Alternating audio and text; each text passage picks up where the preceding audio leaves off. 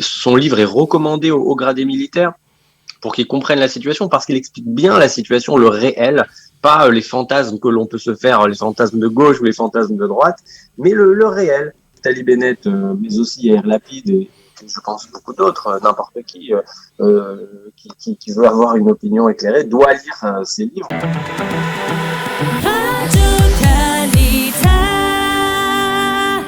Micha Goodman, un penseur de premier plan en Israël, est méconnu du public français, alors que selon beaucoup d'observateurs, il serait l'homme dont la pensée influence le plus la direction politique actuelle du pays et l'un des juifs les plus influents du monde. Pour en parler et découvrir la pensée de cet homme, je reçois ce matin Michael Amselem, qui est Olé de France et qui est un spécialiste de la pensée de Micha Goodman. Michael, bonjour. Bonjour. Alors, merci d'avoir accepté mon invitation. Alors déjà, dites-nous en quelques mots, qui est Micha Goodman ? Alors, Micha Goodman, moi, ça, je l'ai découvert il y a un peu plus que 10 ans. Et je me souviens, je me souviens plus avec quelle organisation, il nous avait fait visiter, un centre d'études qui s'appelle de NPRAT, qu'il a fondé. Donc déjà, il est fondateur d'un réseau éducatif, centre d'études. Un premier, en tout cas, un centre qui est à NPRAT, donc près de Kfar Adumim, donc près de Jérusalem. Ensuite, c'est un très grand écrivain, très grand écrivain, dans le sens où tous ses livres, je crois, sont des best-sellers. Et j'aime bien mentionner que le livre qu'il a écrit sur le Rambam est le livre sur Rambam le plus vendu. Donc ça donne une idée déjà ça ce sont des points de base. C'est un grand penseur de l'identité d'Israël, et quand je dis l'identité d'Israël, en fait je veux dire l'identité juive, mais en prenant en compte le fait que les Juifs ont été en diaspora et après sont rentrés en Israël, et ça s'appelle ce mouvement-là s'appelle a priori le sionisme. Et donc il est expert sur toutes ces questions d'identité, et c'est quelqu'un qui expose, qui fait déjà de la pédagogie, ça veut dire qu'il va raconter les différents mouvements idéologiques qui ont traversé le peuple juif, mais en plus de ça, il va l'apporter avec un éclairage particulier, avec une analyse particulière qui lui sont singulières et qui sont exceptionnelles. Alors, Micha Goodman a écrit donc sur Rambam, sur le Kuzari, mais ces dernières années, il a aussi parlé de l'actualité, de ce qui se passe en ce moment en Israël. Et quand on parlait de son influence sur la politique actuelle, on parle beaucoup de son livre donc sur la situation, on va dire, sur le conflit israélo-palestinien. Oui. Et est-ce que vous pouvez nous en parler ? Quelle est sa théorie ? Son livre qui s'appelle Malchut 67, donc Catch 67, je sais pas comment on peut le traduire en français, mais en gros, c'est un livre qui explique la pensée sans jugement. Il va prendre les arguments des gens de droite, les arguments des gens de gauche, et il va sérieusement les écouter, donc les gens de gauche, les gens de droite, et voir quels sont les points sur lesquels le peuple, on va dire, de gauche et le peuple de droite sont d'accord. Et il va finir par créer finalement une pensée qu'on peut qualifier aisément de centriste. Donc on pourrait dire qu'il est à la fois de gauche et à la fois de droite, enfin qui reprend ce que le peuple pense, les deux, on va dire les deux, si on peut dire les deux composantes du peuple, et il va formuler une pensée centriste. Et par exemple, il va observer que le peuple, d'un côté, le peuple veut se séparer quelque part des Palestiniens, mais d'un autre côté, le peuple inclut les gens de gauche, savent que on ne peut pas sortir de Judée et de Samarie, on peut pas le faire. Donc ça pose problème.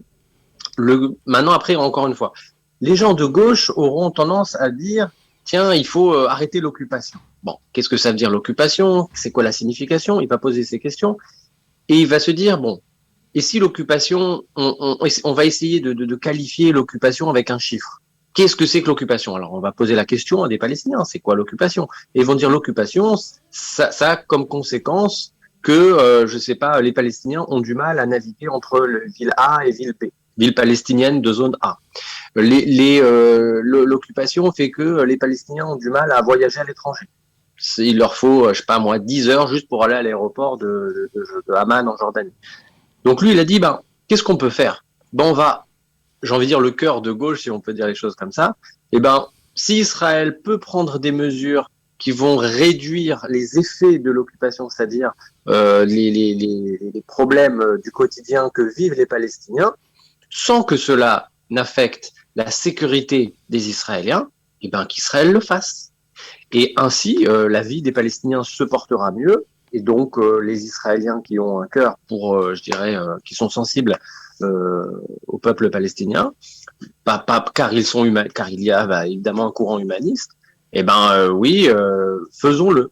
Et donc ainsi, ça réduit l'espèce de peut-être le sentiment de culpabilité que des Israéliens ont vis-à-vis du traitement qu'Israël fait entre guillemets aux Palestiniens. Mais en même temps, on va tout faire pour qu'on ne fera rien qui aura des conséquences sur la sécurité d'Israël. Alors, Micha Goodman parle justement de baisser la tension du conflit. C'est-à-dire, on est plus de 55 ans après la guerre des 6 jours. L'idée pour lui étant de comment faire avec la situation actuelle. On n'est plus, juste après la guerre des 6 jours, on aurait pu donner des territoires et arriver à une solution territoriale. Alors, dans quelle mesure la pensée de Goodman a influencé le gouvernement actuel, que ce soit Naftali Bennett ou les dirigeants ou ses partenaires de gauche? Déjà, ces livres, ce qu'il faut bien comprendre, c'est que, comme je l'ai expliqué précédemment, il expose très clairement les choses et il apporte des idées neuves qui sont ni il faut sortir de Judée-Samarie, ni il faut englober ou annexer complètement la Judée-Samarie. Et donc c'est ni une formulation, c'est pas binaire. Voilà. Donc lui il va au centre, il va sur une formulation entre les deux, on va dire, qui va d'un côté réduire les souffrances que portent quelque part les Palestiniens du fait des mesures sécuritaires d'Israël, et en même temps, on ne met pas en péril la sécurité d'Israël. C'est ça la philosophie, je pense, force Et en même temps, il le prouve. Alors, c'était pas la question. Alors, et en même temps, il le prouve en sondant la population israélienne. Donc, il a montré que c'est ce que le peuple veut. La majorité du peuple veut cette ligne de centre. Alors, comment ça se fait? Il a écrit des livres. Il est très clair dans ses livres. Ses livres sont des best-sellers, et donc ça infuse auprès des militaires, des hauts gradés militaires. Son livre est recommandé aux hauts gradés militaires pour qu'ils comprennent la situation, parce qu'il explique bien la situation, le réel, pas les fantasmes que l'on peut se faire, les fantasmes de gauche ou les fantasmes de droite, mais le réel. Et l'idée, c'est de dire, OK, comment on peut faire avancer les choses dans le réel? Et il se trouve que Naftali Bennett, mais aussi Yair Lapid, et je pense beaucoup d'autres, n'importe qui veut avoir une opinion éclairée, doit lire ces livres, parce que c'est un des penseurs les plus raffinés sur cette question, pour parler que de la politique. Mais Micha Goodman ne parle pas que de politique. Oui, justement, je voudrais aussi qu'on aborde, exactement, Mickaël, je voudrais qu'on aborde un autre point très important dans la pensée de Micha Goodman. Alors, on l'a dit, c'est un spécialiste de Maïmonide, de Rambam. Rambam, il a parlé du Shvil HaZahav, du chemin médian. On sait que Micha Goodman, dans ses conférences, dans ses écrits, essaye justement de rapprocher dans la société israélienne les plus religieux, les moins pratiquants, et aussi avec cette théorie qui dit que finalement la majorité peut se retrouver sur un même axe. En fait, il va clarifier la posture de la société, les différents courants de la société israélienne. Et par exemple, je vais vous donner un petit exemple.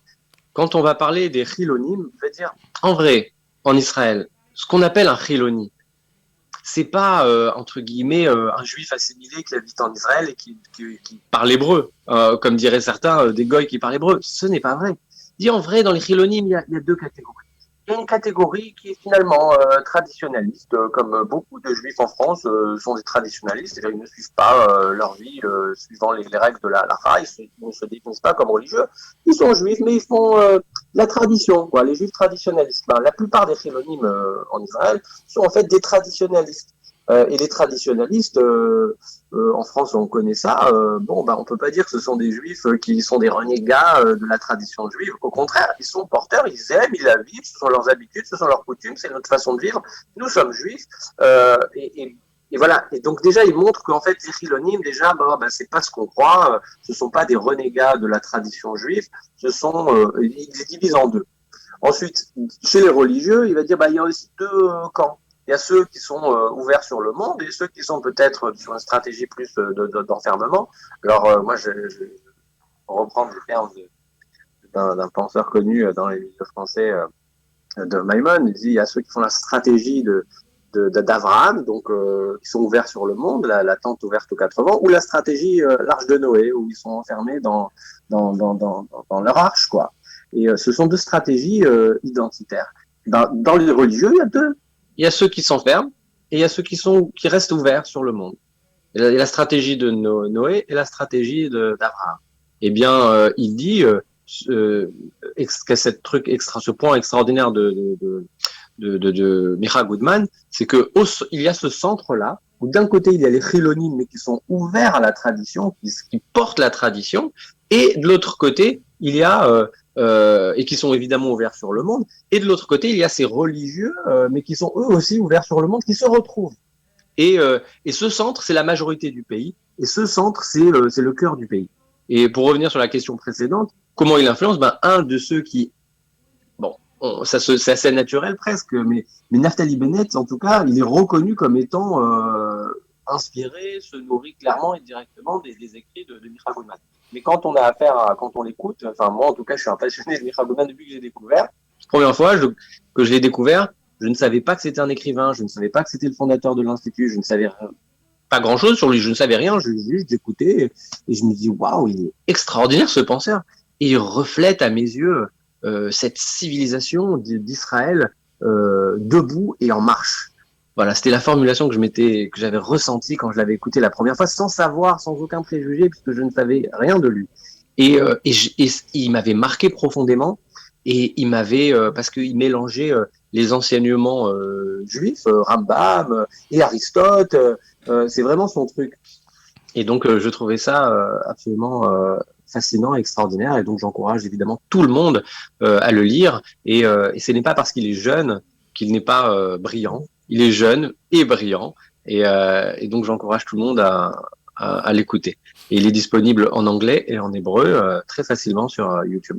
Alors, ce qui est intéressant, on en parlait au début, Micha Goodman est d'origine américaine, Naftali Bennett a lui aussi des origines américaines, et on a l'impression, dans les textes de Goodman, que justement, il tient aussi à conserver ce lien très important entre le judaïsme de diaspora et le judaïsme d'Israël. Alors, et est-ce que c'est justement pour nous, Français, au LIM de France, que justement ce ne serait pas justement un atout, quelque chose auquel on pourrait facilement adhérer? Le problème des Juifs de France, c'est que nous avons, à mes yeux, on a un problème avec les Juifs américains. C'est-à-dire qu'on ne les connaît pas.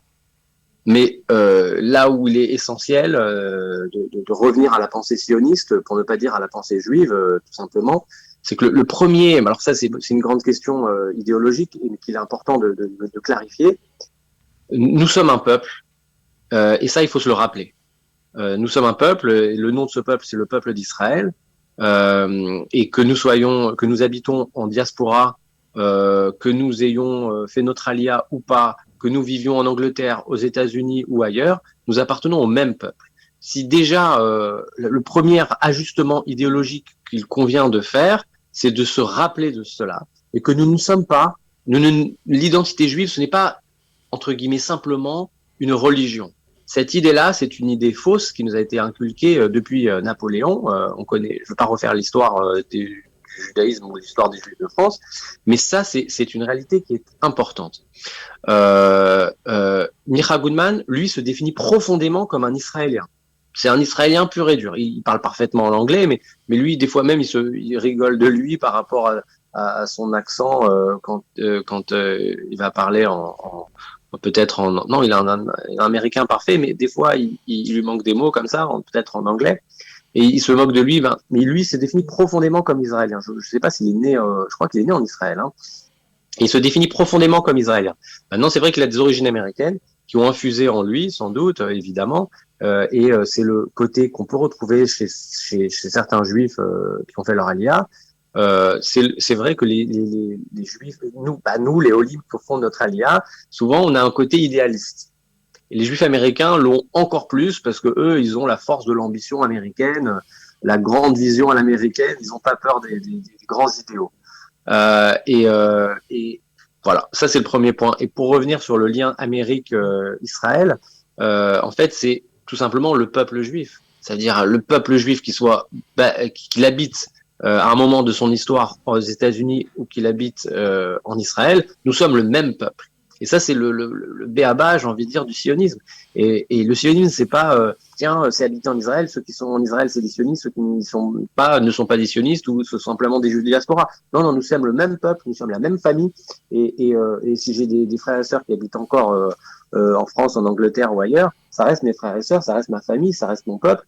Et ça, c'est, je pense, un paradigme qu'il faut intégrer, qui est le paradigme du sionisme et qui a été perdu à mes yeux au sein de la société juive française. Parce que dans la société juive française, on pense que l'identité juive, c'est une religion. Alors que, en vrai, nous sommes un peuple, une famille élargie. Et ça, c'est un changement de paradigme très important à mettre en place. Les Américains ont commencé à théoriser ça peut-être un certain nombre d'années avec la notion ils appellent ça Jewish peoplehood. Et alors, on a du mal à le traduire en français. Mais bon, c'est le sentiment d'appartenance au peuple qui est qu'on est une grande famille. Et donc, oui, les Juifs de France, moi, la question que j'ai envie de challenger aux Juifs de France, c'est est-ce qu'ils considèrent les Juifs américains, fussent-ils des Juifs à tendance, on va dire, alternative, réformés, conservateurs et autres, sont-ils nos frères? Est-ce qu'on les considère comme notre famille élargie? On va laisser cette question, Michael. Ça va être une bonne conclusion. Je vous remercie beaucoup pour cet entretien. J'espère que Micha Goodman sera ainsi mieux connu du public français. Merci, Michael. Merci, Michael.